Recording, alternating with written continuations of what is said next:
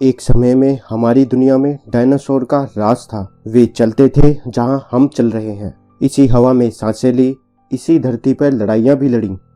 इन दैत्याकार और विचित्र डायनासोरों ने लगभग 14 करोड़ सालों तक इस धरती पर राज किया। इन डायनासोरों की कई हजार प्रजातियां थीं, जिनमें से कुछ शाकाहारी थे और कुछ मांसाहारी।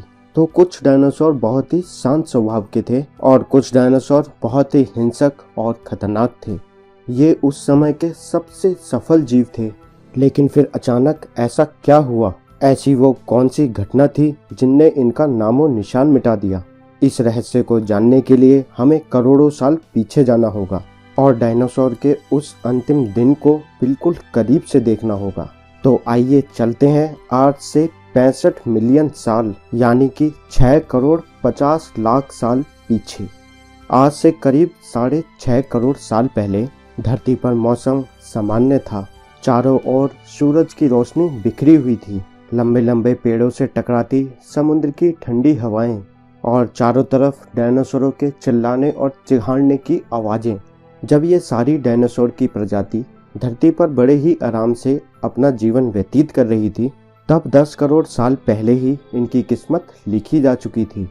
10 करोड़ साल पहले एक छोटा एस्टेरॉयड का टुकड़ा सुदूर अंतरिक्ष से आ रहा था। वह पृथ्वी से लगभग 20 करोड़ मील दूर मंगल और बृहस्पति के बीच बने शुद्ध ग्रह बेल्ट में घूम रहे एक बड़े एस्टेरॉयड से जा टकराता है। इस टकराव से उस बड़े एस्टेरॉयड की दिशा बदल जाती है और वह शुद्ध ग्रह बेल्ट से निकलकर सीधे पृथ्वी की ओर 22,000 किलोमीटर प्रति घंटे की रफ्तार से बढ़ने लगता है। जब यह एस्टेरॉयड पृथ्वी से 3,84,000 किलोमीटर की दूरी पर था, तब धरती से शायद डायनासोर का अंत ना होता यदि यह एस्टेरॉयड पृथ्वी के उपग्रह चांद से टकराता। लेकिन नियति को कुछ और ही मंजूर था, इसलिए यह बड़ा एस्टेरॉयड चांद के बहुत ही करीब से गुजरा। 40 किलोमीटर के व्यास वाला 2 ट्रिलियन मैट्रिक टन का ये एस्टेरॉयड प्रत्येक सेकंड के साथ साथ धरती के करीब बढ़ता जा रहा था। ये एस्टेरॉयड जब पृथ्वी के वातावरण के संपर्क में आया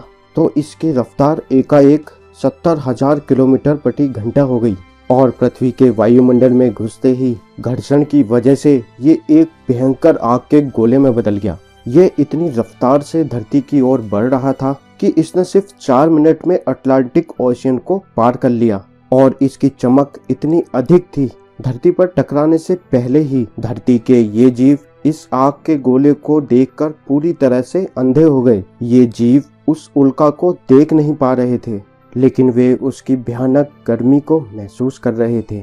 फिर कुछ ही क्षण में यह एस्टेरॉयड मैक्सिको की खाड़ी के पास जमीन से टकरा जाता है और लगभग 35,000 सेल्सियस डिग्री की ऊर्जा वाला एक भयंकर विस्फोट होता है। इस टकराव का विस्फोट लगभग 10 हाइड्रोजन बम के विस्फोट के बराबर था। ये विस्फोट इतना शक्तिशाली था कि इसके टकराते ही धरती की लाखों टन धातु अंतरिक्ष में चली गई। टकराव वाली जगह पर 180 किलोमीटर चौड़ा और 20 किलोमीटर गहरा गड्ढा बन गया। विस्फोट के कारण इस गड्ढे का सारा मेटल और पत्थर आसमान के धूल के भरे बादल में बदल गया।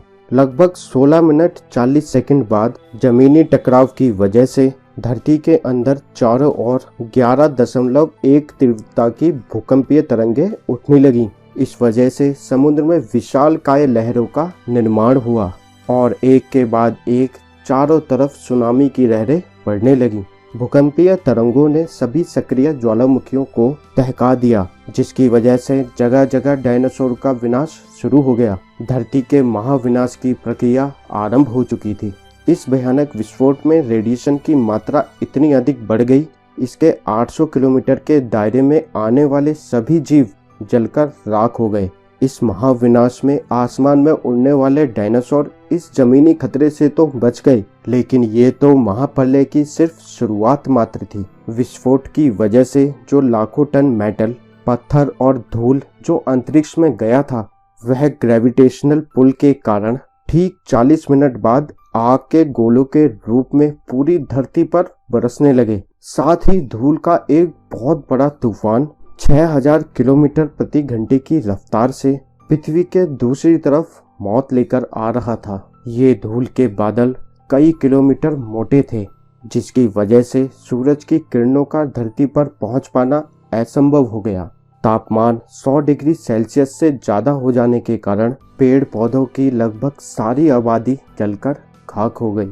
विस्फोट के 90 मिनट बाद धरती का तापमान 200 डिग्री सेल्सियस तक बढ़ गया। इसकी वजह से जो डायनासोर विस्फोट वाले इलाके से कोसों मील दूर थे, वे भी इस गर्मी से बच नहीं पाए। इस महाप्रलय से लगभग धरती की 90% प्रजाति पूरी तरह खत्म हो गई थी और जो लगभग 10% जीव धरती पर बच गए थे, उनमें से भी सिर्फ वो ही जिंदा रह सके जिनका वजन 30 किलोग्राम से कम था। इसका कारण यह था कि इस महाप्रलय में लाखों की संख्या में जीव मारे जा चुके थे और पेड़ पौधों की सारी आबादी भी जलकर खाक हो गई थी, जिसके चलते यहाँ जो बड़े और विशालकाय जीव जीवित बच गए थे, उन्हें भरपूर मात्रा में खाना पीना नहीं मिल सका। लेकिन ये महाप्रलय किसी अन्य जीव के लिए फायदेमंद होने वाला था।